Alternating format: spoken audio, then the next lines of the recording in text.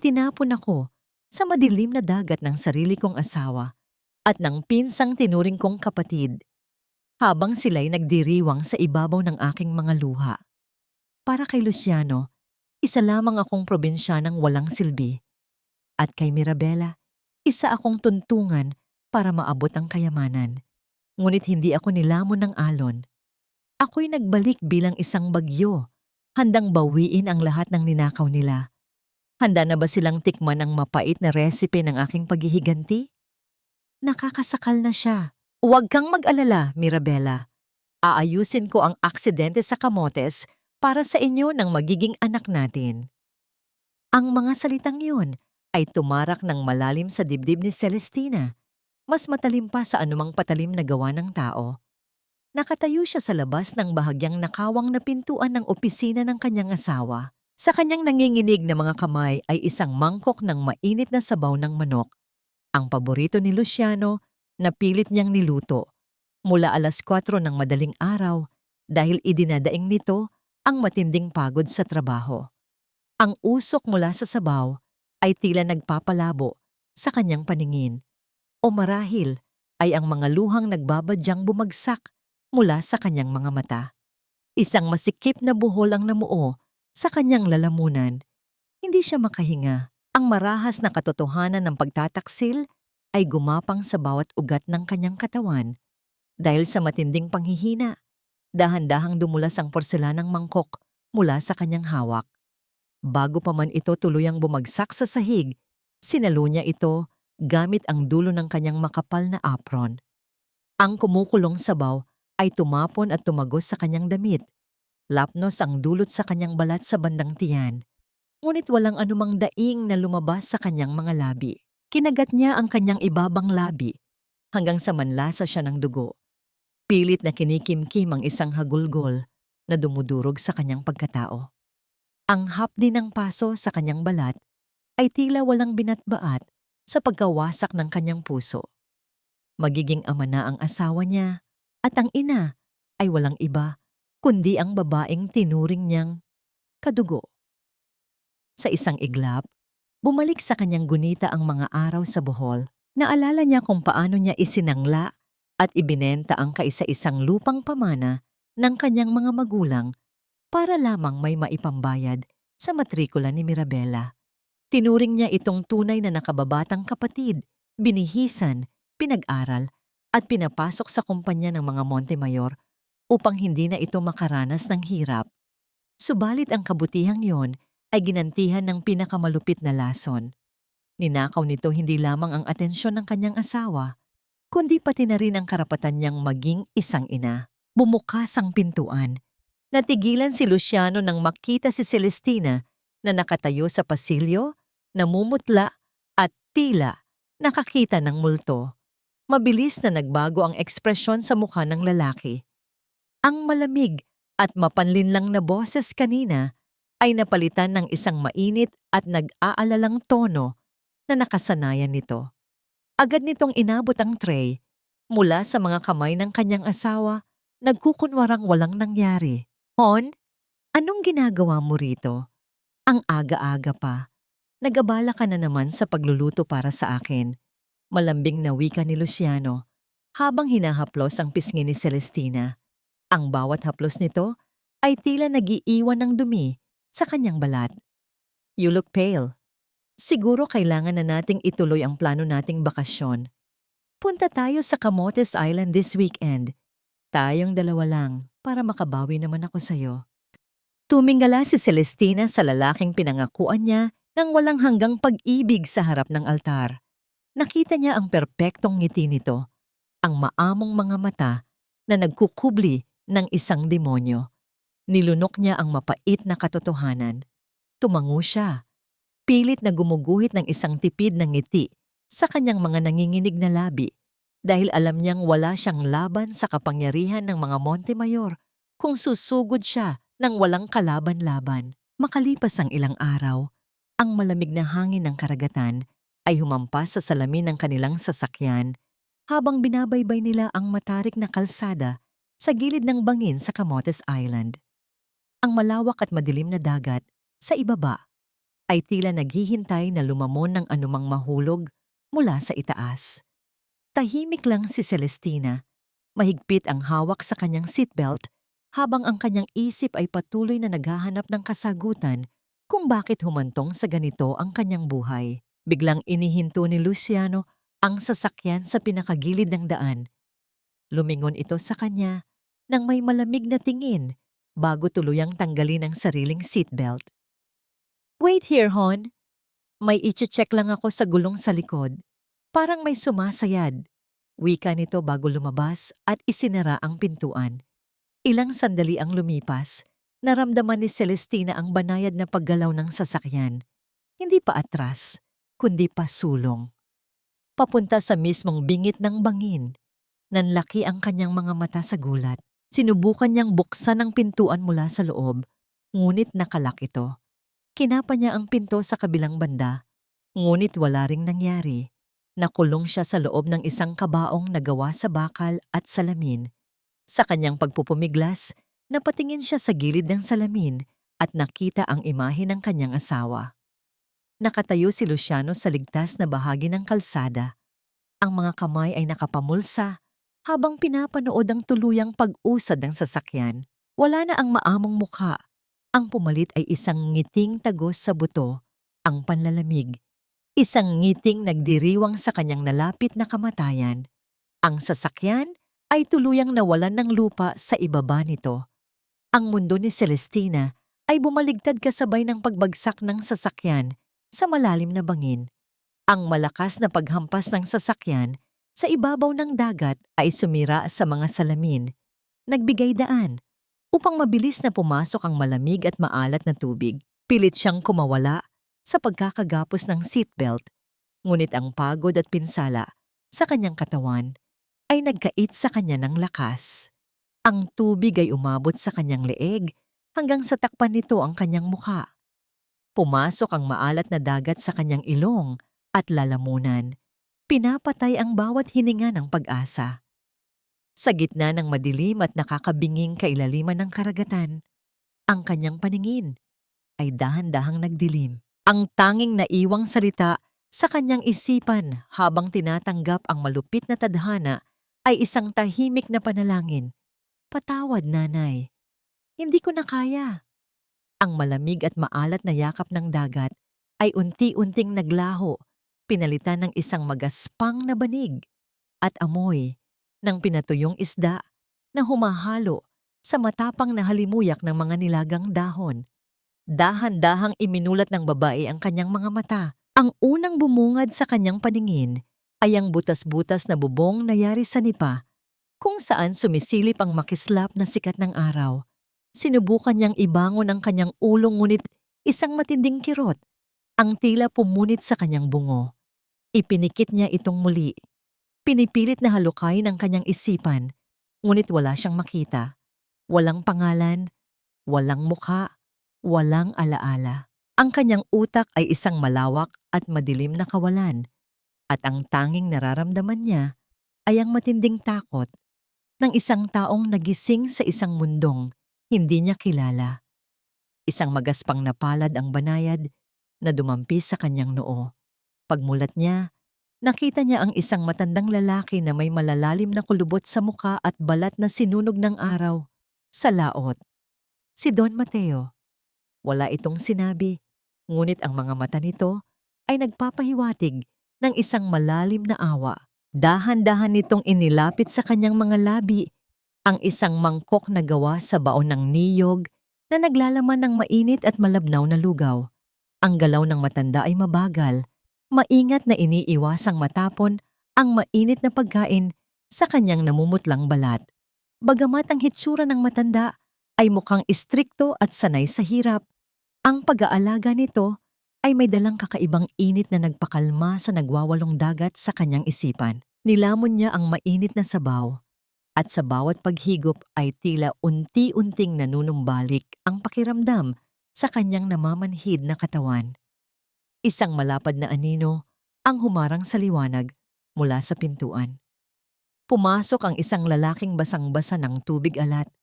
Ang balikat ay malapad, at ang mga braso ay batbat ng mga peklat mula sa pakikipaglaban sa mga alon. Si Rafael, sa kanyang mga kamay ay isang balot ng mga sariwang halamang gamot. Walang anumang salitang lumabas sa kanyang mga labi. Tahimik siyang naupo sa isang gilid at sinimulang durugin ang mga dahon. Ang bigat ng bato na paulit-ulit na bumabagsak sa mga halaman ay tila sumasabay sa mabagal na pagtibok ng puso ng babae. Nang madurog ang mga ito, dahan-dahan siyang lumapit. Sa isang munting pinggan, may nakahandang kanin at inihaw na isda. Bago pa man niya idampi ang gamot sa sugat sa noo ng babae, matiyagang hinimay ng mga magaspang at kalyadong kamay ni Rafael ang isda. Bawat tinik, gaano man kaliit ay kanyang inaalis nang may lubos na pag-iingat. Tila ba ang babaeng nasa kanyang harapan ay isang babasaging kristal na maaaring madurog sa anumang maling galaw. Nang matapos ang kanyang ginagawa, marahan niyang iniurong ang pinggan palapit sa babae. Sa unang pagkakataon, nagtama ang kanilang mga paningin.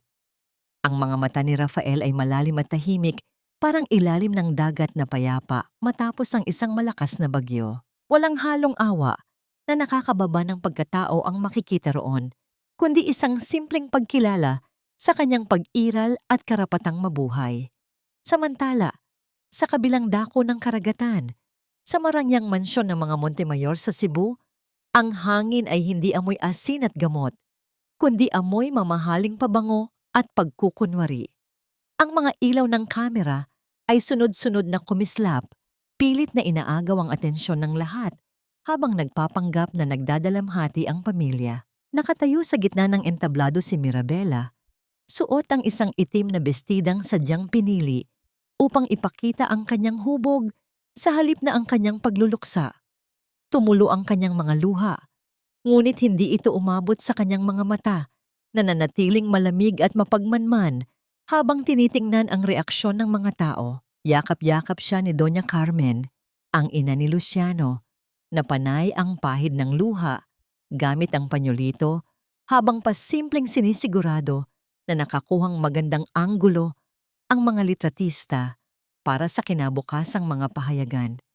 Ito ay isang libing na walang bangkay, isang grandiosong palabas para sa mga buhay na naistakasan ang kanilang mga kasalanan at pagtakpan ang baho ng kanilang krimen. Ang gabi sa Camotes ay dumating ng may dalang katahimikan na binasag lamang ng huni ng mga kuliglig at hampas ng alon sa dalampasigan. Ngunit para sa babaeng walang pangalan, ang dilim ay puno ng mga halimaw. Sa kanyang pagtulog, naramdaman niya muli ang bigat ng tubig, ang lasa ng asin, at ang pagkaubos ng hininga habang tinutulak siya palalim. Napabalikwas siya. Ang kanyang dibdib ay mabilis na tumataas baba habang ang pawis ay tumutulo sa kanyang noo at nanginginig ang buong katawan sa takot. Akala niya ay mag-isa na naman siya sa dilim. Ngunit nang tumingin siya sa siwang ng dingding na sawali, nakita niya ang isang anino. Sa labas ng kanyang silid, nakaupo si Rafael sa isang lumang bangkito. Hindi ito natutulog. Sa ilalim ng maputlang liwanag ng buwan, hawak nito ang isang piraso ng kahoy at isang maliit na paet. Dahan-dahan, walang ingay, inuukit niya ang kahoy ng may tiyaga at dedikasyon. Ang paulit-ulit at ritmikong paggalaw ng kanyang mga kamay ay nagsilbing oyaye sa takot na puso ng babae. Hindi siya nito nilapitan o pinilit na patahanin. Sapat na ang kanyang presensya upang iparamdam na may nagbabantay, na hindi siya muling iiwanan sa gitna ng kawalan at panganib.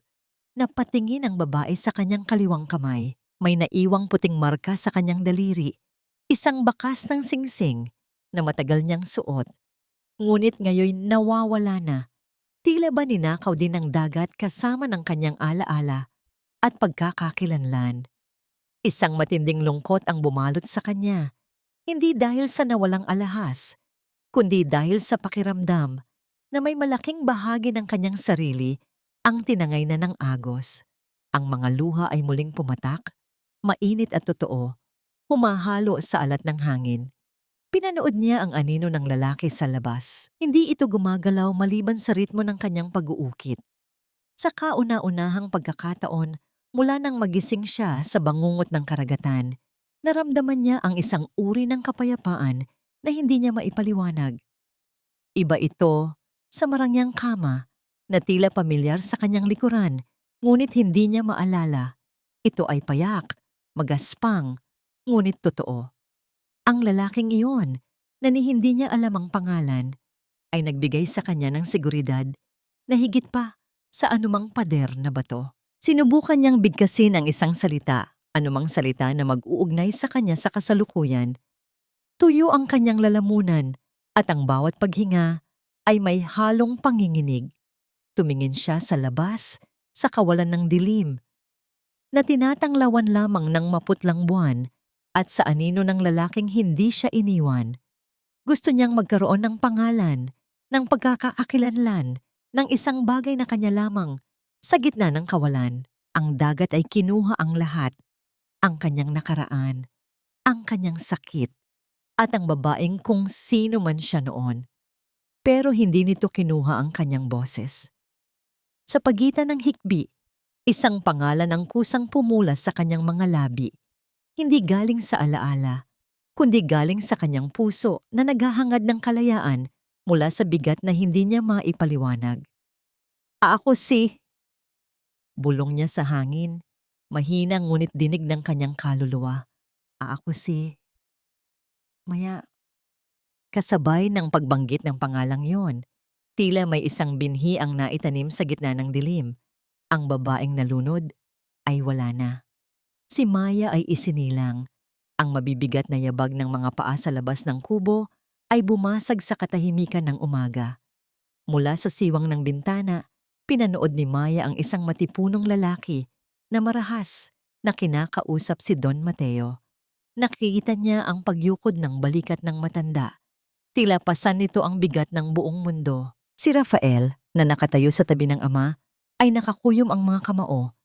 Pilit na pinipigilan ang sarili habang tinatanggap ang masasakit na salita ng naniningil ng utang. Ang bangka na siyang tanging ikinabubuhay nila ay muntik ng hatakin. Kundi lamang nakiusap si Rafael, nabigyan pa sila ng kaunting palugit. Nang umalis ang lalaki, naiwan ang mag-ama sa gitna ng bakuran, tahimik at lupaypay. Isang kirot ang kumurot sa puso ni Maya. Pakiramdam niya ay isa siyang pabigat. Isang palamunin na dumagdag pa sa kalbaryo ng pamilyang nagligtas sa kanya. Hindi siya pwedeng maupo na lamang at maghintay ng awa. Dumiretso siya sa maliit na kusina sa likod ng bahay. Wala silang mamahaling sangkap. Ang naroon lamang ay ang mga ritasong isda na hindi nabenta sa palengke, ilang piraso ng maasim na kamiyas, silili, luya at bawang. Ngunit nang hawakan ni Maya ang kutsilyo, isang kakaibang kuryente ang dumaloy sa kanyang mga daliri.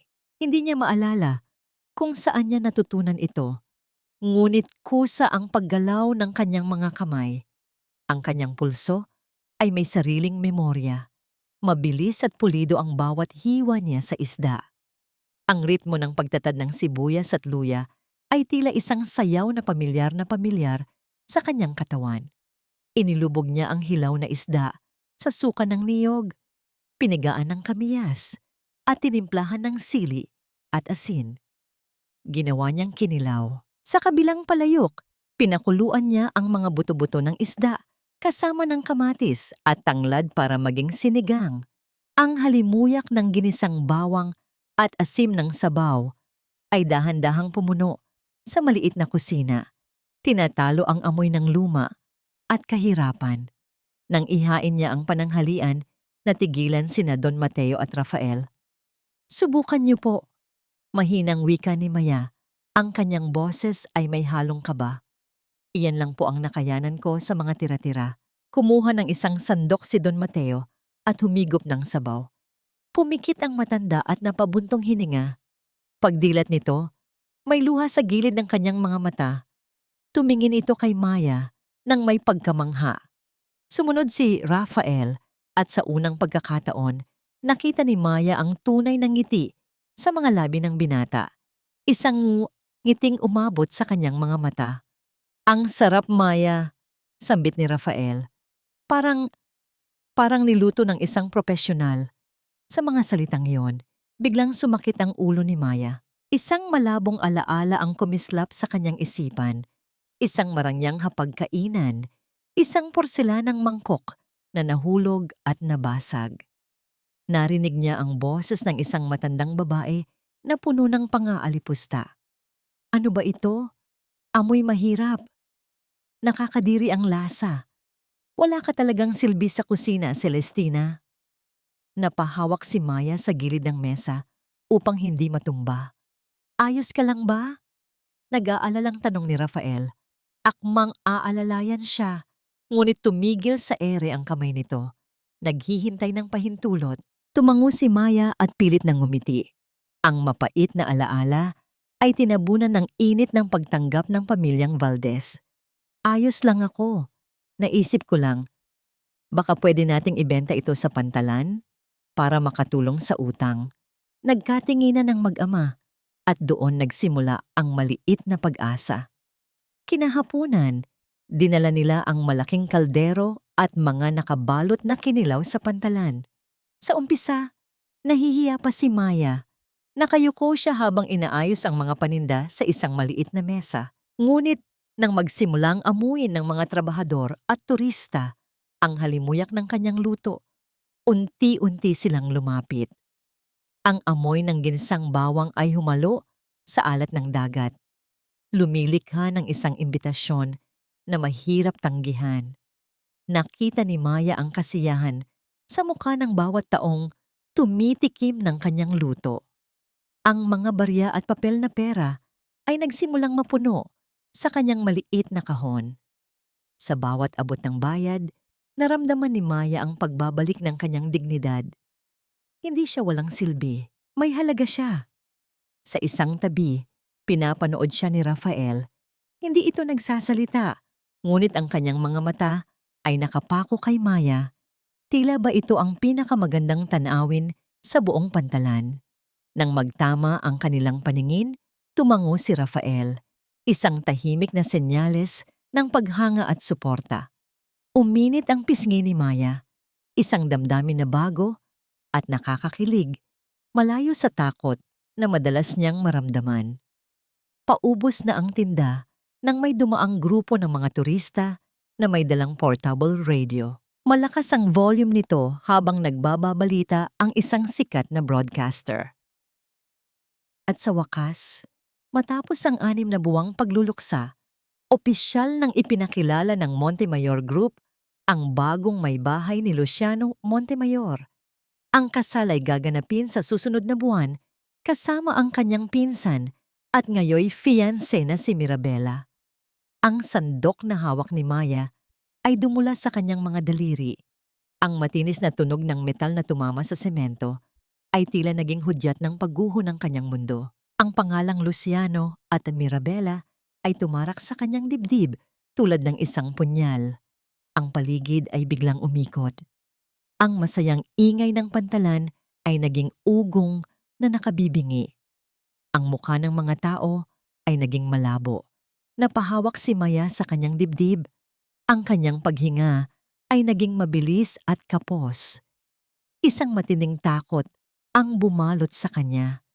Hindi takot sa dagat, kundi takot sa isang halimaw na nakatago sa kanyang nakaraan na ngayon ay nagising na. Sinalo siya ni Rafael bago pa man siya tuluyang bumagsak, ngunit ang isip ni Maya ay wala na sa pantalan. Ito ay nasa isang sasakyan, nahuhulog sa bangin, habang ang dalawang pangalang iyon ay tumatawa sa kanyang pagbagsak. Ang mundo sa paligid ni Maya ay umiikot ng mabilis, tila isang ipo-ipo ng mga alaala at sakit na pilit kumakawala sa kanyang isipan. Ang boses ng news anchor sa radyo ay naging matinis na ugong na tumarak sa kanyang dibdib. Sa sandaling iyon, ang kanyang mga tuhod ay bumigay, hindi dahil sa pagod, kundi dahil sa bigat ng katotohanang bumagsak sa kanyang balikat. Bago pa man siya tuluyang humalik sa sementadong sahig ng pantalan, naramdaman niya ang matitibay na bisig ni Rafael na sumalo sa kanya. Ang init ng katawan ng binata, ang tanging bagay na totoo Sa gitna ng kanyang nagugulong diwa, ibinulong ni Rafael ang kanyang pangalan, paulit-ulit, parang isang mantra na humihila sa kanya pabalik mula sa madilim na bangin ng kamotes. Sa yakap na yon, sa gitna ng amoy ng dagat at pawis, hinayaan ni Maya na ang kanyang sarili ay maging mahina. Dumilim ang kanyang paningin at ang tanging naramdaman niya ay ang ligtas na kanlungan sa dibdib ng lalaking sumagip sa kanya. Habang ang mundo ay dahan-dahang naglalaho sa kawalan, nang magising siya kinabukasan, ibang Maya na ang nagmulat ng mata. Wala na ang lito at takot na bumabalot sa kanya noong mga nakaraang buwan. Ang mga mata niya ngayon ay malinaw, singlinaw ng dagat matapos ang isang malakas na bagyo. Naalala na niya ang lahat. Ang lasa ng sabaw na tinapon niya, ang lamig ng aircon sa sasakyan, at ang huling ngisi ni Luciano. Naupo siya sa harap ni na Don Mateo at Rafael habang nag-aagahan. Tahimik ang mag-ama, naghihintay kung ano ang kanyang sasabihin. Humigop si Maya ng kape. Ang mapait na lasa nito ay gumising sa kanyang natutulog na tapang. Naaalala ko na. Ang kanyang boses ay mahina, ngunit matatag, parang bakal na binalot sa seda. Alam ko na kung sino sila at kung ano ang ginawa nila sa akin. Akmang tatayo si Rafael, ang kanyang panga ay maigting sa galit. Kung gayon, sasamahan kita. Susugurin natin sila. Pagbabayarin natin sila sa ginawa nila sa'yo. Umiling si Maya at marahang hinawakan ang kamao ni Rafael na nakapatong sa mesa. Ang kanyang hawak ay pampakalma, hindi pumipigil. Hindi, Rafael. Kung susugod ako ngayon, isa lang akong basag na babae na madali nilang itatapon ulit. Kailangan kong maging pader bago ko sila durugin. Kailangan kong maging bagyo na hindi nila kayang pigilan. Lumipas ang mga taon hindi bilang mga araw sa kalendaryo, kundi bilang mga patong ng semento, bakal at tagumpay. Ang maliit na karinderya sa Pantalan ay naging isang sikat na restaurant na dinadayo ng mga turista. Ang Yesara's Kitchen ay naging simbolo ng pinakamasarap na pagkaing dagat sa buong Visayas. Mula sa kinita nito at sa tulong ng matalas na isip ni Maya sa negosyo na dati binaliwala ni Luciano, nakapagpatayo siya ng isang eco-resort na nakatayo mismo sa mga batuhan kung saan siya dating nangingisda kasama si Rafael. Sa kabilang banda ng dagat, sa Marangyang Mansyon sa Cebu, ang hangin ay puno ng sigawan at sumbat. Si Doña Carmen ay nakaupo sa kanyang velvet na sofa, hinihilot ang kanyang sentido habang nakatingin sa mga nagkalat na billing statements sa mesa. My God, Mirabella! Saan napunta ang budget para sa maintenance ng mga barko? Bulyaw ng matanda. Puro ka shopping! Puro ka party! Ang kumpanya ay nalulugi na dahil sa kapritsyo niyo ni Luciano. Padabog na ibinaba ni Mirabella ang kanyang mga paper bag galing sa mall. Mommy, stress reliever ko lang ito. Si Luciano ang tanungin niyo. Siya ang nagwaldas ng pera sa kasino. Tinitigan ni Doña Carmen ang manugang ng may matinding pandidiri. Sa kanyang isipan, biglang pumasok ang imahe ng dati niyang manugang na tahimik na nag-aayos ng mga dokumento hanggang madaling araw. Walang-wala ka sa kalingkingan ni Celestina. Kahit probinsyana yon, marunong humawak ng pera. Ikaw, para kang anay na dahan-dahang umuubos sa pundasyon ng pamilyang ito. Bumalik ang eksena sa resort ni Maya. Ito na ang araw ng grand opening. Sa loob ng isang pribadong kwarto, abala si Maya sa pagpaplansa ng isang puting polo shirt. Ito ang susuotin ni Rafael na ngayoy tumatayong Chief Operations Officer ng resort. Bagamat may mga katulong na sila, iginiit ni Maya na siya ang gagawa nito. Pumasok si Rafael sa kwarto, bagong ligo at amoy sabon. Napatigil siya nang makita si Maya, ang babaeng may-ari ng imperyong ito, na matiyagang pinapadaan ang mainit na plansa sa kanyang damit. Lumapit siya ng dahan-dahan. Maya, ako na dyan. Hindi mo na kailangang gawin yan. Malambing na wika ni Rafael. Tumingala si Maya. Sa gitna ng usok na nagmumula sa plansa, nagtama ang kanilang mga paningin. Walang salita ang makakapaglarawan sa lalim ng kanilang pinagsamahan. Sa mga mata ni Rafael, hindi siya isang biktima at lalong hindi siya isang boss. Siya ay si Maya, ang babaeng mahal nito sa kabila ng lahat ng peklat. Gusto kong gawin to, sagot ni Maya. Inaabot ang plansadong damit sa kanya. Habang isinusuot ito ni Rafael, inayos ni Maya ang kwelyo nito. Ang kanyang mga daliri ay dahan-dahang dumampi sa leeg ng binata. Hinawakan ni Rafael ang kamay ni Maya at idinampi ito sa kanyang pisngi. Ipinaparamdam ang init at seguridad na hindi nagbago mula pa noong unang araw sa kubo. Walang halik, ngunit ang sandaling iyon ay mas matalik pa sa anumang pisikal na ugnayan. Sa labas ng kwarto, kumatok ang kanyang assistant. Mamaya, dumating na po ang courier galing Cebu. Lumabas si Maya. Ang kanyang muka ay muling naging maskara ng isang reyna. Iniabot sa kanya ang isang makapal na sobre. Binuksan niya ito at binasa ang nilalaman. Ito ay isang liham mula sa Montemayor Group. Isang desperadong pakikiusap para sa investment upang iligtas ang kanilang kumpanya mula sa pagkabangkarote. Ang liham ay pirmado ni Luciano at Mirabela. Ang mga pirma ay magulo at halatang ginawa sa kamay na nanginginig sa takot. Napangisi si Maya. Kinuha niya ang kanyang fountain pen mula sa ibabaw ng mesa. Ang tinta nito ay kulay pula, singpula ng dugo at ng sakit na dinanas niya. Madiin niyang iginuhit ang isang linya sa ibabaw ng pangalan ni Luciano. Ang dulo ng panulat ay halos umukit sa papel. Sabihin mo sa kanila, utos ni Maya sa assistant nang hindi inaalis ang tingin sa papel, na ang Maya Cruz ay handang makipagkita. Pero sa teritoryo ko, papuntahin mo sila dito at siguraduhin mong luluhod sila bago sila makapasok. Ang pagkabasag ng isang mamahaling florera ay umalingaw-ngaw sa buong sala ng mansyon ng mga Montemayor. Kasunod ang matinis na sigaw ni Mirabela na puno ng galit at panunumbat. Nagkalat ang mga pira-pirasong porselana sa paanan ni Luciano, tila isang representasyon ng kanilang kasal na matagal nang basag at hindi na maibabalik pa. Ang hangin sa loob ng bahay ay mabigat, puno ng amoy ng alak at singaw ng pagkasuklam. "You are useless, Luciano," sigaw ni Mirabela, habang nanginginig ang kanyang mga kamay na puno ng alahas na hindi naman nababayaran. Paano tayo makakasurvive kung ipinatalo mo na naman ang budget natin sa casino? Wala na tayong pambayad sa suppliers. Mom will kill us. Tamad na humilata si Luciano sa sofa. Ang kanyang mga mata ay mapula at walang buhay. Tumingin siya sa asawa ng may halong pandidiri. Wala na ang dating mapanghalinang ganda ni Mirabela. Napalitan ito ng kunot ng noo at kapangitan ng ugali. "Shut up, Mirabela," garalgal na sagot ni Luciano. "Ikaw ang waldas ng waldas sa mga bag at sapatos. Don't blame me. Kung kasing galing ka lang sana ni..." Natigilan siya. Muntik na niyang mabanggit ang pangalan ng kanyang namayapang asawa.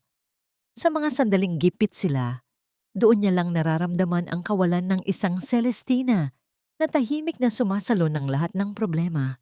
Ni sino? Ni Celestina. Tumawa ng mapakla si Mirabela. Ang patay na. Yun pa rin ba? Well, guess what, Hon? Kailangan nating magpakumbaba. We need that inventor. Si Maya Cruz, sabi nila. Siya na ang may-ari ng kalahati ng Visayas. Kung hindi tayo pupunta sa kanya, mawawala sa atin ang lahat. Kinabukasan, ang init ng araw sa pantalan ng resort ay tila tumutunaw sa natitirang dignidad ng mag-asawa. Walang sumalubong sa kanila na pribadong sasakyan o VIP treatment. Hila-hila ni Luciano at Mirabela ang kanilang mabibigat na maleta habang naglalakad sa mahabang tulay na kawayan patungo sa lobby. Ang pawis ay tumatagaktak sa kanilang mga noo. Sinisira ang kanilang mga mamahaling damit at makapal na makeup. Ang bawat hakbang ay parusa. Isang malayong-malayo na realidad sa buhay na nakasanayan nila. Sa pinakamataas na balkonahe ng resort, nakatanaw si Maya. Ang hangin ay dahan-dahang humahaplos sa kanyang buhok at sa suot niyang puting seda na damit. Mula sa itaas, ang 2 taong sumira sa kanyang buhay ay mukhang maliliit na insekto na lamang, mga langgam na nagkukumahog makahanap ng asukal. Wala siyang naramdamang awa. Ang tanging nasa puso niya ay isang malamig na apoy. Naramdaman niya ang pamilyar na bigat ng kamay sa kanyang balikat. Hindi niya kailangang lumingon upang malaman kung sino ito. Ang presensya ni Rafael ay sapat na upang pakalmahin ang nagwawalang bagyo sa kanyang dibdib. Nandito lang ako, bulong ni Rafael sa likuran niya. Ang boses nito ay matatag, parang pundasyon ng gusaling kinatatayuan nila. Hindi ka nila masasaktan. Ikaw na ang may kontrol ngayon. Huminga ng malalim si Maya. Isinuot niya ang kanyang malalaking salamin upang itago ang anumang emosyon sa kanyang mga mata. Papapasukin mo na sila sa conference room. Let the show begin. Ang silid pulungan ay sadyang pinalamig ng husto. Nang pumasok sina Luciano at Mirabela, agad silang nanginig. Hindi lamang dahil sa aircon, kundi dahil sa intimidasyon. Nakaupo si Maya sa kabisera. Ang kanyang postura ay tuwid at regal. Sa kanyang kanan ay nakatayo si Rafael. Suot ang uniforme ng Chief of Operations. Ang muka ay walang emosyon, ngunit ang mga mata ay matalas na nakamasid. Good afternoon, Miss Cruz, bati ni Luciano.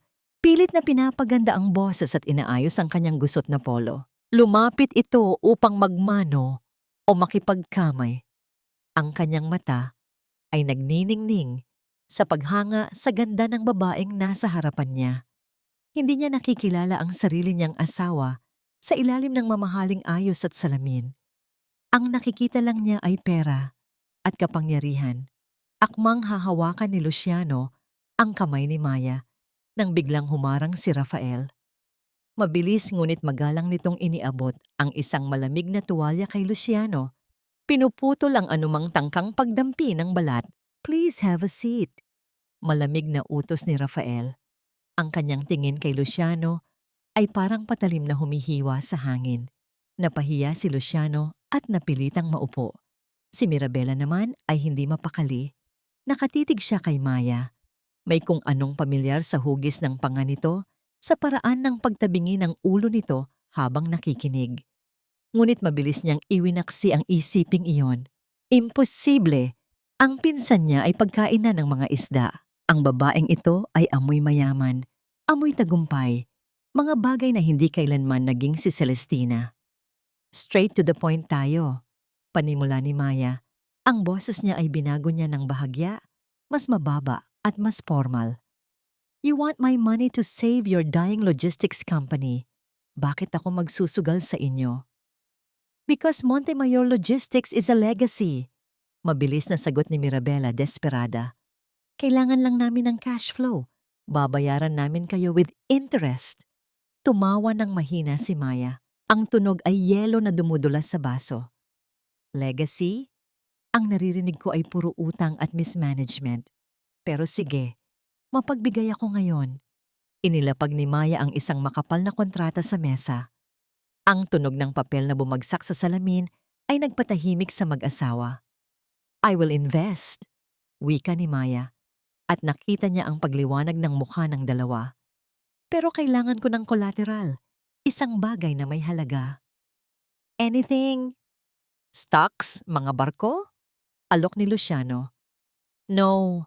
Madiing sagot ni Maya. Tinanggal niya ang kanyang salamin at tinitigan sila ng diretso. Ngunit nanatiling blanko ang kanyang ekspresyon. Gusto ko ang mansyon ng mga Montemayor sa Cebu. Ang titulo ng lupa at bahay. Yan ang kapalit kapag hindi kayo nakabayad.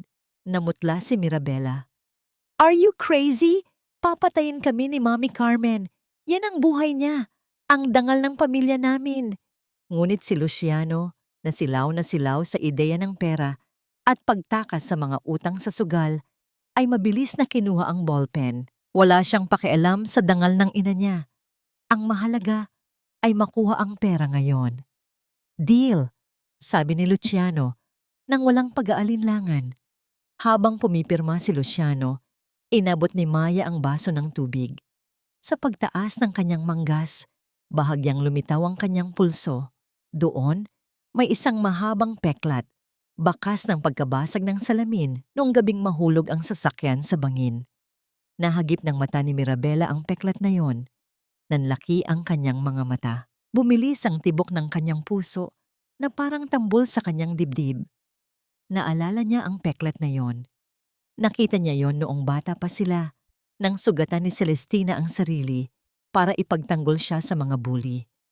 Bago pa man makapagsalita si Mirabela, naibaba na ni Luciano ang panulat.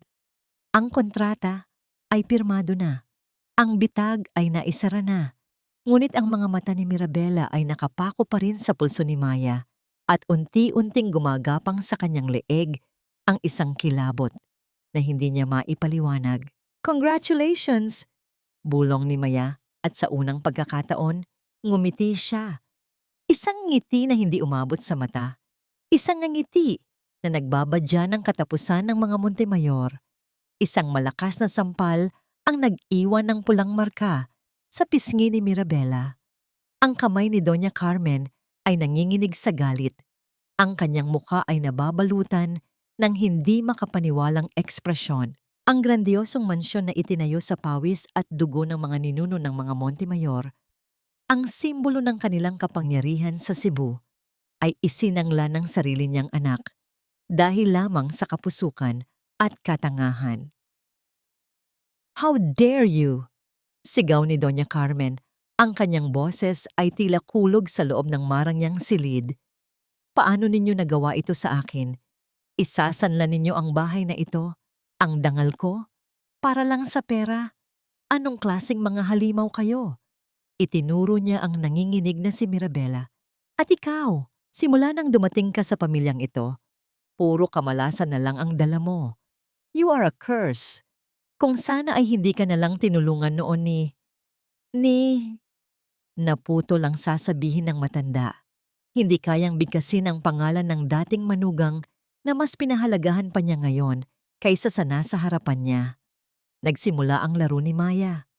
Isang umaga, isang delivery ang dumating sa mansyon. Walang pangalan ang nagpadala, ngunit ang laman ay isang kahon ng mamahaling pabango na may amoy ng jasmine, ang paboritong pabango ni Celestina na matagal nang hindi niya naamoy. Inamoy ni Mirabela ang pabango at agad siyang kinilabutan. Itinapon niya ito sa basurahan. Ang kanyang mga kamay ay nanginginig. Kinabukasan, isang suklay na gawa sa perlas ang natagpuan niya sa kanyang vanity table, nakapatong sa ibabaw ng kanyang mga alahas. Ito ang eksaktong suklay na minsan niyang hiniram kay Celestina at sinadyang hindi ibalik. Nagsimulang mamuo ang isang hindi maipaliwanag na takot sa puso ni Mirabela. Tumingin siya sa paligid. Bawat anino sa mansyon ay tila may anyo. Bawat lagaslas ng hangin ay tila isang bulong ng pangalan. Hindi totoo to, bulong niya sa sarili. Patay na siya. Patay na siya. Sa paglipas ng mga araw, unti-unting nabaliw si Mirabela. Hindi na siya makatulog. Bawat gabi ay pinapanaginipan niya ang paglubog ng sasakyan, ang mukha ni Celestina na nakatingin sa kanya mula sa ilalim ng tubig. Nagpatawag siya ng albularyo, pinasuob ang buong bahay, ngunit ang multo ng kanyang kasalanan ay hindi nawawala. Samantala, si Luciano ay abala sa ibang bagay. Habang ang kanyang asawa ay nawawala sa sarili, siya naman ay abalang-abala sa pagpapapansin kay Maya Cruz. Sunod-sunod ang pagpapadala niya ng text messages, mga mensaheng puno ng papuri at pambobola, umaasang mapapabilis ang paglabas ng pondo. Good morning, Miss Cruz. You were magnificent yesterday. Sana makita kita ulit soon. Is there anything I can do for you? Anything at all? Thinking of you. Luciano. Tahimik na ini-screenshot ni Maya ang bawat mensahe, bawat salita, at iniipon ito sa isang folder na may titulong ebidensya. Ito ang mga pako na dahan-dahan niyang ibabaon sa kabaong ng mga Montemayor.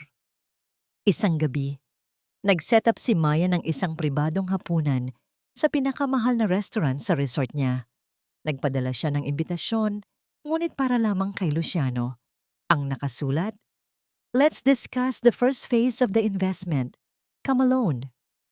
Si Luciano, na uhaw sa atensyon at pera, ay agad na nagbihis ng kanyang pinakamagandang damit. Nagpaalam siya kay Mirabella na may business meeting, ngunit ang kanyang mga mata ay nagniningning sa ibang intensyon.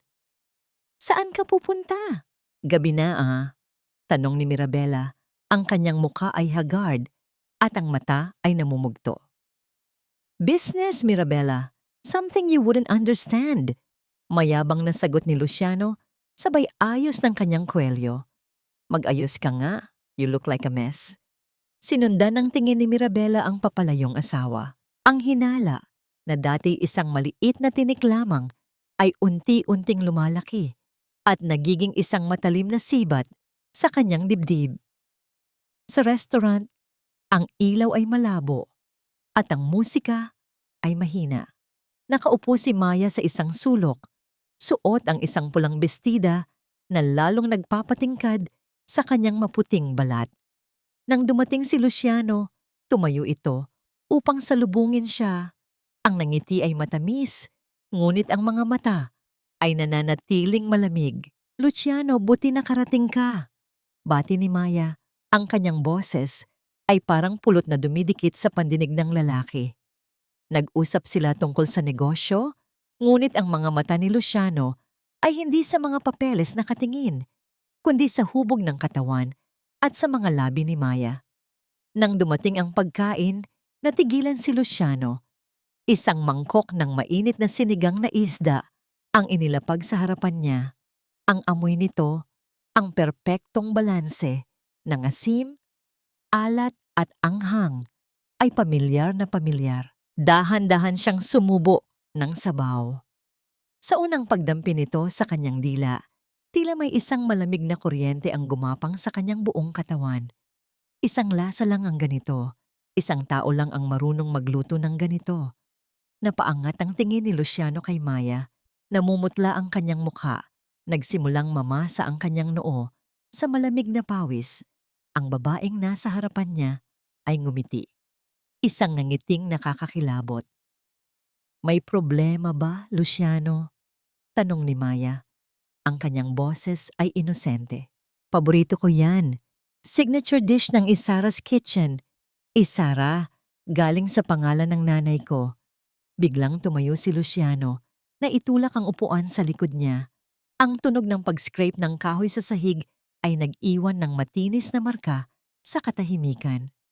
I have to go," nauutal na sabi niya. "May naalala lang ako." Nagmamadali siyang lumabas ng restaurant. Ang kanyang paghinga ay mabigat at mabilis.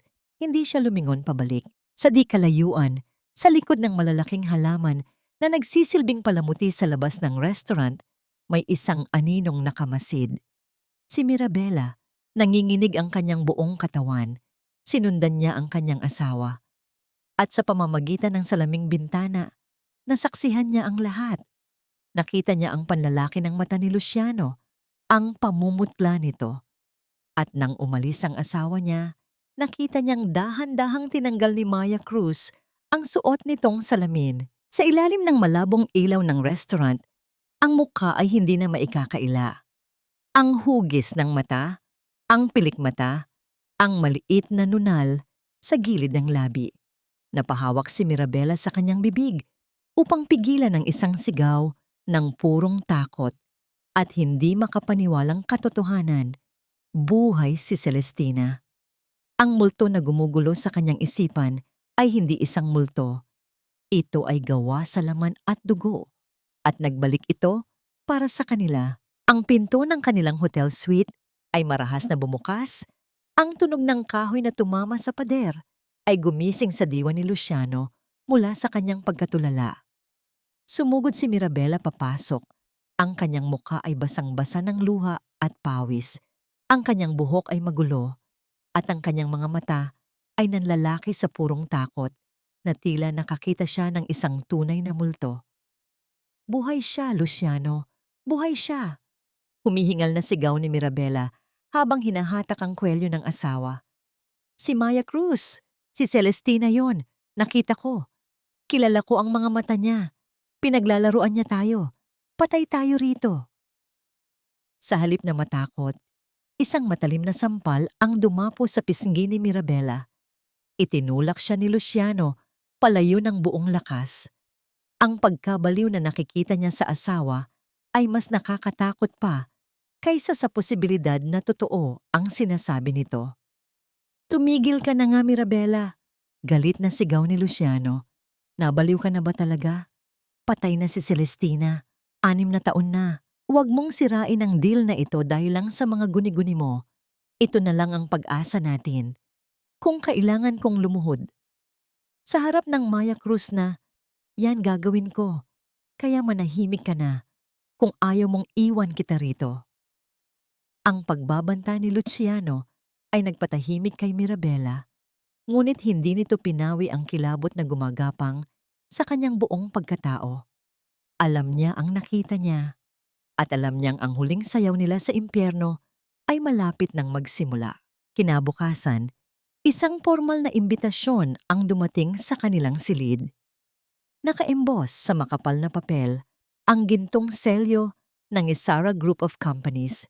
Magdaraos si Maya Cruz ng isang grandiyosong gala ball sa pinakamagarang hotel sa Cebu. Ito raw ang magiging formal na anunsyo ng partnership nila ng Montemayor Logistics. Ang buong pamilya ng mga Montemayor ay inaasahang dumalo. Para kay Luciano, ito ang tugatog ng kanilang tagumpay. Para kay Mirabela, ito ang paanyaya sa kanilang sariling bitayan. Ang balita ay nakarating kay Doña Carmen. Sa kabila ng pagkasangla ng bahay, ang ideya ng muling pagpapakita sa alta sosyedad ng Cebu ay nagbigay sa kanya ng panibagong lakas. Ang hiya o dangal ng pamilya ay mas mahalaga kaysa sa anumang utang. Inubos niya ang natitirang laman ng kanyang bank account upang bumili ng isang mamahaling gown at mga pekeng alahas, sapat lamang upang maipagmalaki na ang mga Montemayor ay nakatayo pa rin.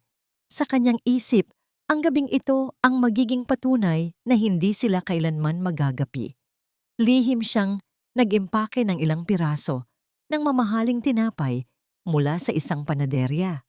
Hindi niya ipinahalata na ilang araw na silang halos walang matinong pagkain sa mansyon para lamang makatipid. Sa kabilang dako, sa tahimik na karangyaan ng penthouse suite ni Maya, ang paghahanda ay iba. Walang pagmamadali, walang pagkukunwari. Nakaupo si Maya sa harap ng salamin habang inaayusan ng isang sikat na makeup artist. Ngunit ang kanyang isip ay lumilipad. Bumabalik sa mga gabing nag-uukit ng kahoy si Rafael sa labas ng kanyang silid. Bumukas ang pinto at pumasok si Rafael. Suot ang isang itim na tuxedo na perpektong bumagay sa kanyang matipunong pangangatawan. Hindi ito sanay sa ganitong kasuotan, ngunit para kay Maya, gagawin niya ang lahat. May dala siyang isang mahabang kahon. Para sa'yo, mahinang wika niya. Binuksan ito ni Maya. Sa loob, nakalatag ang isang simpleng alampay na gawa sa pinong seda, kulay asul, na parang takip silim sa dagat. Ito ang paboritong kulay ni Maya. Tumayo si Maya at lumapit kay Rafael. Siya na mismo ang kumuha ng alampay at ipinatong ito sa kanyang balikat. Ngunit bago pa man niya matapos, hinawakan ni Rafael ang kanyang mga kamay. Hinila niya ito palapit. Ang kanilang mga katawan ay halos magkadikit na. Amoy na amoy ni Maya ang pamilyar na pabango ni Rafael. Isang halimuyak na simple ngunit nagbibigay sa kanya ng kapayapaan. Tinitigan ni Rafael ang kanyang mga mata. Ang lalim nito ay puno ng pag-aalala at pagmamahal. Kahit anong mangyari mamaya, bulong nito, ang kanyang hininga ay mainit sa pisngi ni Maya. Pag-uwi mo, may mainit na sabaw na naghihintay sa'yo. Ako ang magluluto. Isang munting ngiti ang sumilay sa mga labi ni Maya.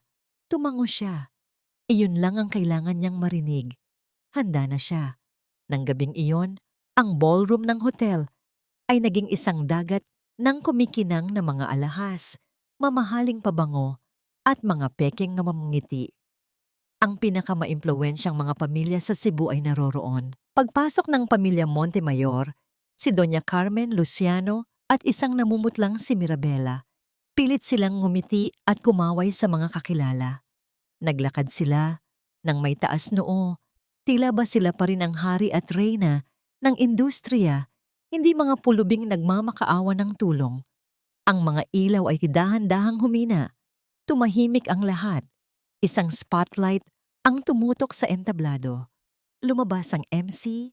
Ang kanyang boses ay masiglang umalingaw sa buong silid. Good evening, ladies and gentlemen. Tonight, we will witness a historic partnership. Isang pagsasanib puwersa na babago sa takbo ng komersyo sa Visayas at Mindanao. Tumayo si Luciano ng mas tuwid. Inayos ang kanyang kurbata. Ito na ang sandaling hinihintay niya. At ngayon, huwag na nating patagalin pa. Please welcome ang babaeng magiging may-ari ng 80% ng shares ng Montemayor Logistics, ang nag-iisang, ang napakagandang, Miss Maya Cruz. Lahat ng mata ay napako sa tuktok ng grandiyosong hagdanan. Mula sa dilim, isang figura ang dahan-dahang lumitaw. Ang bawat pagbaba niya sa baitang ng hagdan ay tila isang mabagal na paghatol. Ang tunog ng kanyang mga takong na tumatama sa marmol ay ang kumpas ng nalalapit na katapusan. Ang ilaw ay sumunod sa kanya, at sa bawat hakbang, unti-unting lumilinaw ang kanyang mukha, ang kanyang nangiti at ang apoy sa kanyang mga mata na handa ng lamunin ang lahat. Ang musika ay humina, at ang lahat ng mata sa ballroom ay nakatutok sa grandiyosong hagdanan. Bumaba si Maya, ang bawat hakbang ay tila isang kumpas na nagpapabagal sa tibok ng puso ng lahat ng nakakakita. Ang kanyang pulang gown ay dumadampi sa marmol na sahig, bumabalot sa kanya ng isang aura ng kapangyarihan at misteryo. Ang kanyang mukha ay tahimik, ngunit ang kanyang mga mata ay nagliliyab sa apoy na matagal niyang kinimkim. Nakatayo sa pinakaharap, naghihintay sina Doña Carmen, Luciano at Mirabela. Ang kanilang mga ngiti ay matamis, ngunit ang likod ni Mirabela ay pinapawisan ng malagkit. Pilit niyang iwinawaksi ang hinala, ngunit ang pagdating ni Maya ay tila nagpapagulo sa kanyang diwa. Dahan-dahang lumakad si Maya patungo sa entablado. Hindi siya tumingin sa script na inihanda para sa kanya. Sa halip, ang kanyang mga mata ay direktang nakatitig kay Luciano, pagkatapos ay kay Mirabela at huli ay kay Doña Carmen. Ang kanyang tingin ay matalim, parang isang sibat na tumatarak sa kanilang kaluluwa. Hinawakan niya ang mikropono, ang kanyang boses ay malinaw at malalim. Umalingaw-ngaw sa buong ballroom. Magandang gabi sa lahat. Hindi po ako magtatagal. Ang gabing ito ay hindi lang tungkol sa negosyo. Ito ay tungkol sa isang kwento. Nagsimula si Maya. May isang babae mula sa Bohol, simple, mapagmahal. Pinangarap niyang magkaroon ng sarili niyang pamilya. Pinaglaban niya ang kanyang pag-ibig sa kabila ng pagtutol ng isang mayaman at makapangyarihang pamilya. Ibinigay niya ang lahat. Ang kanyang oras, ang kanyang talento, at maging ang huling piraso ng lupa ng kanyang mga magulang upang maitaguyod ang negosyo ng kanyang asawa at maipag-aral ang pinsang inampun niya. Nagsimulang kumunot ang noo ni Doña Carmen. Ang matamis na ngiti ni Luciano ay unti-unting nawala. Ang kanyang noo ay pinawisan. Si Mirabela naman ay nanginginig. Alam niyang ang kwento ay para sa kanila. Pero ang kabutihan ng babaeng ito ay sinuklian ng pagtataksil. Patuloy ni Maya ang kanyang boses ay unti-unting lumalalim. Ang kanyang asawa at ang pinsang inampon niya ay naglihim sa kanya. Nagkaroon sila ng relasyon at nagplano silang patayin siya upang makuha ang lahat ng kanyang pag-aari at ang kanyang mana. Ang mga bulungan ay nagsimulang kumalat sa buong ballroom. Ang mga tao ay nagkatinginan, nagtataka kung bakit ang isang business deal ay naging isang personal na drama. Si Doña Carmen ay umakyat sa entablado. Ang kanyang mukha ay galit na galit. Miss Cruz, anong pinagsasabi mo? This is a formal event. Huwag mong sirain ang gabing ito Sa mga walang kwentang-kwento mo, ngumiti si Maya. Isang ngiting malamig at may bahid ng pagtagumpay. Hindi ko po sisirain, Doña Carmen. Ilalabas ko lang po ang katotohanan. Pinindot ni Maya ang isang button sa kanyang tablet. Sa likod niya, sa malaking LED screen, hindi lumabas ang corporate presentation. Sa halip isang video ang nagplay, isang audio recording, malakas at malinaw. Ang boses ni Luciano. "Huwag kang mag-alala, Mirabela. Aayusin ko ang aksidente sa Camotes para sa inyo ng magiging anak natin." Ang boses ni Mirabela. "Talaga hon, you'll do that for us? Walang makakahadlang sa atin sa pamana ni Celestina?" Isang malakas na pagbulungan ang bumalot sa buong silid. Nagkatinginan ng mga tao, ang dating paghanga ay napalitan ng pagkasuklam. Ang mga mata ni Luciano ay nanlaki sa gulat. Ang kanyang mukha ay namutla na tila nawalan ng dugo. Si Doña Carmen ay nanginginig, hindi makapaniwala sa kanyang narinig. Ang kanyang hiya ay nawasak sa harap ng lahat. Sa sandaling iyon, nawala sa sarili si Mirabela. Umakyat siya sa entablado. Ang kanyang mga mata ay puno ng galit na hindi na kayang itago. "Ikaw, buhay ka pa. Impakta ka." Humaharurot si Mirabela. Ang kanyang kamay ay nakataas. Akmang sasampalin si Maya. Ngunit hindi umatras si Maya. Hinawakan niya ang kamay ni Mirabela ng buong diin at sa isang mabilis na galaw, binalik niya ang sampal. Isang sampal na mas matalim pa sa anumang sakit. Isang sampal na dala ang bigat ng 6 na taon ng pagdurusa, pagtataksil, at muling pagbangon. Ang tunog ng sampal ay malakas. Umalingaw sa buong ballroom. Nagpatahimik sa lahat. Tinitigan ni Maya si Mirabela. Ang kanyang mga mata ay nanlilisik sa galit. Ngunit ang kanyang boses ay kalmado at nagbibigay ng matinding paghatol. "Ako nga, Mirabela, ang babaeng ginawa ninyong pataba sa lupa. Ngayon ay puno na hindi ninyo kayang anihin." Sa mga salitang iyon, tila may kidlat na bumagsak sa ulo ni Mirabela. Nanlambot ang kanyang mga tuhod at napahiga siya sa entablado, nanginginig sa takot. Si Luciano ay tulala, hindi makagalaw. Si Doña Carmen ay tuluyang nawalan ng ulirat at bumagsak sa kanyang upuan. Ang kanyang bibig ay bahagyang nakabukas. Ang lahat ng pagmamataas ay nawala sa isang iglap. Mula sa isang sulok ng ballroom, tahimik na nakamasid si Rafael. Hindi siya umakyat sa entablado. Hindi siya pumunta kay Maya upang ipagtanggol ito. Pinili niyang manatili sa kanyang lugar. Pinapanood ang babaeng minamahal niya na nagwawagi sa kanyang sariling laban, na naghahanap ng katarungan gamit ang kanyang sariling lakas. Sa kanyang mga mata, makikita ang isang paghanga at pagmamalaki. Ito ang babaeng pinaglaban niya at ito ang babaeng karapat-dapat sa lahat ng paggalang. Biglang bumukas ang pintuan ng ballroom. Pumasok ang mga pulis. Ang kanilang mga uniforme ay lumikha ng isang bagong kaba sa silid. Ang isang opisyal ay naglabas ng warrant of arrest. "Luciano Montemayor at Mirabela Montemayor, you are under arrest for fraud, conspiracy to murder and attempted murder." Nang makita ni Luciano ang mga pulis, bigla siyang nabaliw. Nagkaroon siya ng lakas na hindi inaasahan. Mula sa kanyang bulsa, mabilis niyang inilabas ang isang maliit at itim na baril. Ang kanyang mga mata ay nagliliyab sa galit at desperasyon. Tila isang hayop na nasukol. Itinutok niya ang baril kay Maya. "Kung hindi ka akin, hindi ka rin mabubuhay." Ang sandaling katahimikan sa ballroom ay nabasag ng isang nakakabinanging pagsabog na nagpagulantang sa lahat ng naroroon. Isang mabilis na pagdampi ng hangin ang naramdaman ni Maya sa kanyang balikat, kasunod ang isang matalim na kirot.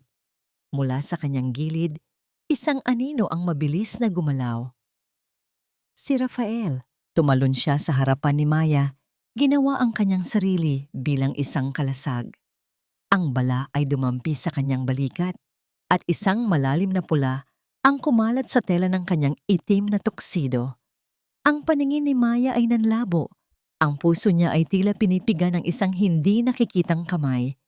Agad na sumugod ang mga pulis, pinigilan si Luciano at idiniin ito sa sahig. Si Luciano ay nagpupumiglas, ang kanyang mga mata ay nanlilisik sa galit at ang kanyang bibig ay patuloy na bumubulalas ng mga salitang puno ng puot at pagbabanta, tila isang hayop na nasukol.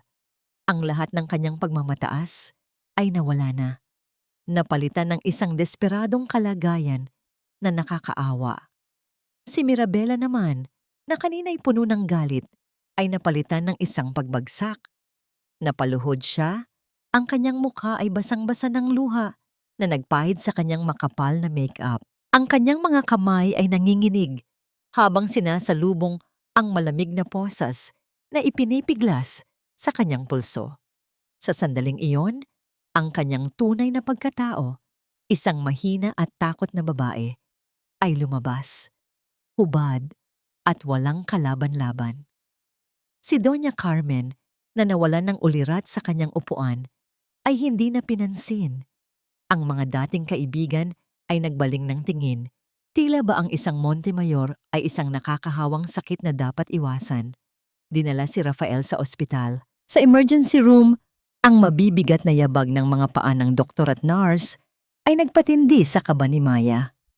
Sa labas ng operating room umiiyak si Maya. Hindi niya alam kung ano ang gagawin. Ang lahat ng lakas at tapang na ipinakita niya kanina sa gala ay biglang nawala. Ang tanging nanatili ay ang kanyang takot na mawala. Ang lalaking nagbigay sa kanya ng panibagong buhay.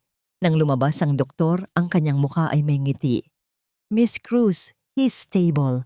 Minor injury lang. Siniwerte siya. Masarap ang kanyang bantay. Biglang gumaan ang dibdib ni Maya. Isang malaking bato ang tila inalis mula sa kanyang dibdib. Pumasok siya sa silid. Nakahiga si Rafael, ang kanyang kaliwang balikat ay may benda, at ang kanyang mga mata ay bahagyang nakapikit. Nang maramdaman nito ang kanyang presensya, dahan-dahan itong nagmulat. "Are you okay, Maya?" Mahinang tanong ni Rafael. Ang kanyang boses ay may halong panghihina. Kahit sa kanyang sariling sakit, ang una niyang inalala ay ang kaligtasan ni Maya. Lumapit si Maya sa kanya. Hindi siya makapagsalita. Ang mga luha ay bumuhos sa kanyang mga mata, hindi ng sakit, kundi ng pagmamahal at pasasalamat. Dahan-dahan niyang hinawakan ang kamay ni Rafael, ang kanyang mga daliri ay nanginginig.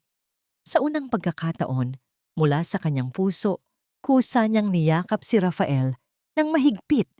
Ang kanyang ulo ay idinikit sa dibdib ng binata. Ang init ng katawan ni Rafael, ang mabagal na pagtibok ng kanyang puso, ang kanyang amoy. Lahat ay nagbigay sa kanya ng kapayapaan na matagal niyang hinanap. "Salamat. Salamat at hindi mo ako iniwan." Bulong ni Maya. Ang kanyang boses ay basag sa pag-iyak. Marahang hinaplos ni Rafael ang buhok ni Maya. Ang kanyang kamay ay may hawak ng lakas at pagmamahal. Ang yakap na yon ay hindi nagpapahiwatig ng pisikal na ugnayan, kundi isang pangako ng walang hanggang pag-aalaga at pagmamahalan. Makalipas ang ilang araw, dumating ang kanyang abogado. Hawak nito ang mga papeles ng Montemayor Group, kasama ang titulo ng mansyon. "Miss Cruz, tapos na ang lahat." Sa ilalim ng kasunduan at sa dami ng ebidensya ng kanilang pangungulimbat, ikaw na ang may-ari ng lahat ng assets ng Montemayor Logistics, kasama ang mansyon. Paliwanag ng abogado. Maari mo silang paalisin at ipatapon sa kalsada. Wala silang laban. Tinitigan ni Maya ang mga papeles.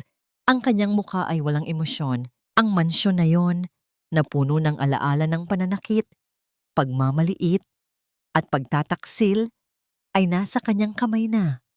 Ang kapangyarihan upang sirain sila ng lubusan ay kanya na. Ngunit sa halip na maramdaman ng kagalakan, isang malalim na kalungkutan ang pumalit. Ang lahat ng galit at puot na kanyang kinimkim ay biglang nawala, at ang tanging naiwan ay isang malawak at walang laman na espasyo sa kanyang puso. Ang paghihiganti ay hindi nagdala ng kapayapaan. Huminga ng malalim si Maya. Isinara niya ang kanyang mga mata. Hinayaan ang hangin mula sa bintana na haplusin ang kanyang mukha. Hindi ito ang hinahanap niya. Ang kapayapaan ay hindi matatagpuan sa pagkawasak ng iba, kundi sa paghilom ng sariling kaluluwa. Sa loob ng malamig at walang kulay na silid ng piitan, tinitigan ni Maya ang taong dating pinakasalan niya. Si Luciano, na nakaupo sa kabilang bahagi ng salamin, ay mukhang pagod at lupaypay. Ang kanyang mga mata ay nanlalalim at ang dating kayabangan ay napalitan ng isang desperadong anyo ng pagmamakaawa. Inaasahan niyang susumbatan siya ni Maya, sasabihan ng masasakit na salita o babasahin ang mga detalye ng kanyang kapahamakan. Ngunit wala sa mga yon ang ginawa ni Maya. Sa halip, dahan-dahan niyang inilapag sa mesa ang isang makinis na papel, isang transfer of ownership agreement. Kinuha ko na ang lahat ng pag-aari ng Montemayor Logistics, ang mga barko, ang mga warehouses, ang mga shares, at maging ang mansyon na matagal mong ipinagmalaki. Kalmado at matatag na wika ni Maya. Walang galit sa kanyang boses. Tanging isang katotohanan na hindi na niya pwedeng baguhin. Napakagatlabi si Luciano. Ang kanyang mga mata ay nanlilisik sa galit. Anong gagawin mo? Itatapon mo ako sa kalye? Bubulukin mo ako sa bilangguan? Hindi ka nagbago, Celestina. Ganyan ka pa rin ka-selfish. Isang tipid ng ngiti ang sumilay sa mga labi ni Maya, ngunit hindi ito umabot sa kanyang mga mata. Hindi ko kailangan ng iyong pera, Luciano, at hindi ko kailangan ng mansyon na puno ng masasamang alaala. Ang lahat ng pag-aari na nakuha ko mula sa iyo ay ipinagbili ko na. Nanlaki ang mga mata ni Luciano sa gulat. Ano? Bakit? Anong ibig mong sabihin? Ang lahat ng pinagbentahan, patuloy ni Maya, ay inilagay ko sa isang fund. Ang Isara Foundation, ito ay para sa mga kababaihang biktima ng pang-aabuso at para sa mga komunidad ng mangingisda na pinipilit lumaban sa hirap ng buhay tulad ng pamilyang sumagip sa akin sa kamotes. Nakatitig si Luciano sa kanya. Ang kanyang bibig ay bahagyang nakabukas, hindi makapagsalita. Ang paghihiganti na kanyang inaasahan ay hindi materyal, kundi isang pagbasag sa kanyang sariling prinsipyo ng kapangyarihan at pagmamataas. Tiningnan ni Maya si Luciano. Ang kanyang tingin ay matalim, ngunit puno ng lalim. Ang pinakamalaking parusa sa iyo ay ang mabuhay na walang kapangyarihan habang ako'y patuloy na lalago nang wala ka. Tumayo si Maya. Bago siya umalis, idinagdag niya. Ang pangalan kong Celestina ay namatay sa dagat. Ikaw ang pumatay sa kanya.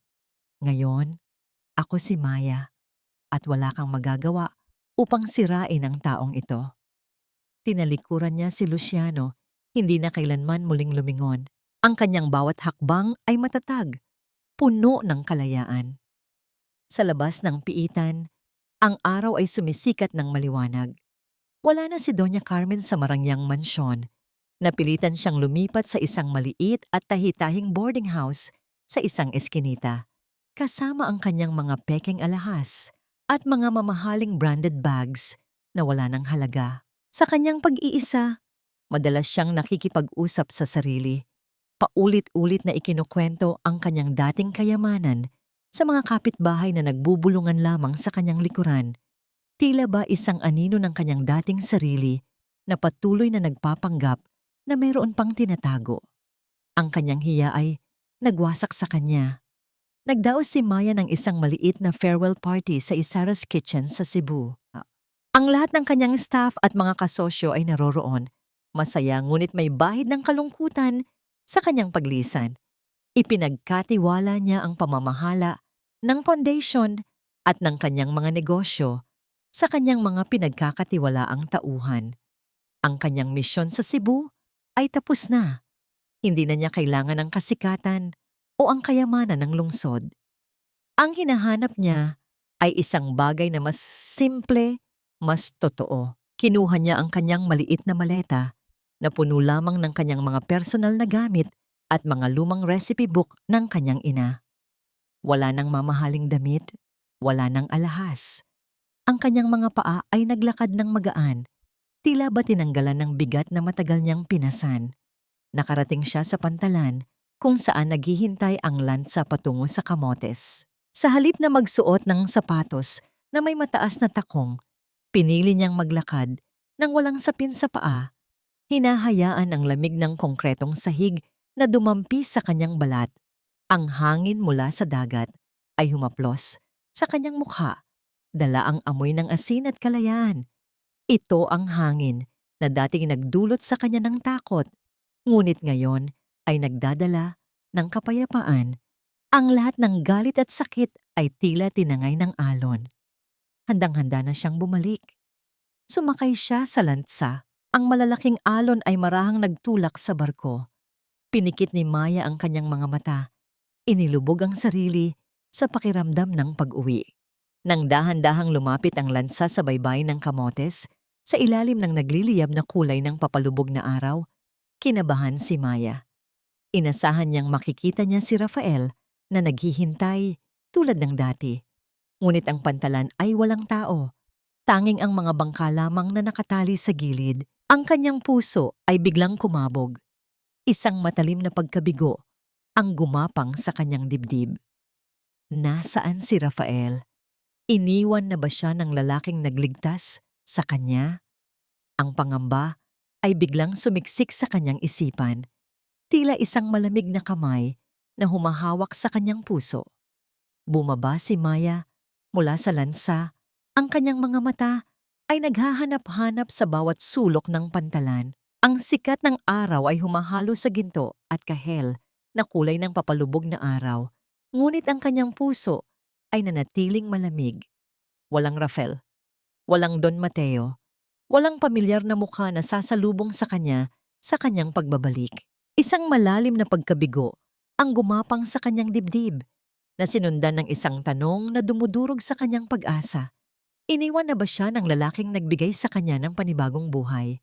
Dahan-dahan niyang hila ang kanyang maleta sa pampang. Ang mga paa ay dahan-dahang lumulubog sa malambot na buhangin. Naglakad siya sa gilid ng dagat. Ang bawat yabag ay tila nag-iiwan ng bakas ng kalungkutan. Palubog na ang araw at ang huling sinag nito ay tila nagpapaalam sa kanyang natitirang pag-asa. Nang makalapit siya sa lugar kung saan nakatayo ang kubo ni na Don Mateo, may naamoy siya. Isang pamilyar na halimuyak. Ang amoy ng ginisang bawang at asim ng sabaw na kumakalat sa hangin. Ang bawat amoy ay nagdadala sa kanya ng mga alaala. Ang unang pagkakataon na siya ay nagluto, ang unang ngiti ni Rafael. Binilisan niya ang kanyang lakad. Nang makarating siya sa bakuran, nakita niya si Rafael na nakatalikod. Nakatayo sa harap ng isang kalan na gawa sa bato. Nakasuot ito ng kanyang lumang apron na punit-punit. At sa kanyang mga kamay ay isang sandok na gawa sa baon ng niyog. Ang kanyang mga balikat ay nakakuyom at ang kanyang ulo ay nakatungo. Medyo maasim yata ang timpla ko, Maya. Malamig na wika ni Rafael nang hindi lumilingon. Tila alam na nito na naroroon siya. Ang boses nito ay puno ng pag-aalala, hindi pagtataka. Hindi na napigilan ni Maya ang kanyang sarili. Itinapon niya ang kanyang maleta at tumakbo palapit kay Rafael. Niyakap niya ito nang mahigpit mula sa likuran. Ang kanyang mukha ay idinikit sa malapad at matipunong likuran nito. Ang init ng katawan ni Rafael, ang pamilyar na amoy ng dagat at pagmamahal, ay bumalot sa kanya ng isang kapayapaang matagal niyang hinanap. Ang mga luha ay bumuhos sa kanyang mga mata, hindi ng sakit, kundi ng purong kagalakan at kaligayahan. Rafael, bulong ni Maya, ang kanyang boses ay basag sa pag-iyak. Akala ko iniwan mo na ako. Marahang umikot si Rafael. Hinaharap si Maya. Dahan-dahan niyang hinawakan ang mukha ng babae. Ang kanyang mga hinlalaki ay pinahid ang mga luha sa pisngi nito. Ang kanyang mga mata ay nagpapakita ng isang pangako na walang hanggan. paano kita iiwan? Ikaw ang dahilan kung bakit ako natutong magluto ulit. Ikaw ang bahay ko, Maya. Mula sa maliit na beranda ng kubo, nakaupo si Don Mateo sa kanyang lumang upuan, abala sa paghuhugpong ng sirang lambat. Tumingin siya sa dalawa at isang malapad na ngiti ang sumilay sa kanyang mga labi. Walang inggit, walang paghuhusga. Tanging pagmamahal at pagtanggap lamang.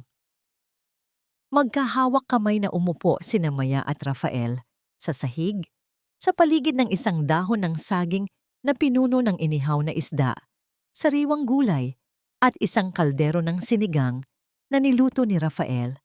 Dinala ni Don Mateo ang isang baso ng tuba at sama-sama silang kumain. Ang kanin ay medyo hilaw, ang isda ay bahagyang sunog, at ang sinigang ay talagang maasim. Ngunit para kay Maya, ito ang pinakamasarap na hapunan sa buong buhay niya.